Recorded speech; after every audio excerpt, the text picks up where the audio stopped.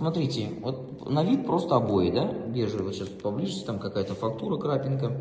Они гладкие, очень тоненькие. Вот тут торцы у обоев, они не прокрашенные.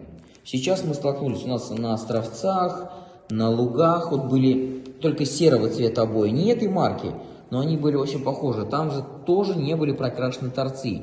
Проблема в чем? То есть, когда ты их клеишь, они белые. С одной стороны стык, с другой стороны белый. Значит, будет шов-то белый, он виден. То есть подгонять их друг под дружке это очень проблематично и не всегда удается. Да, и подготовка под такие обои не базовая шпаклевка в 2 слоя, допустим, там тем же самым витонитом, а уже идет финишная шпаклевка как под покраску.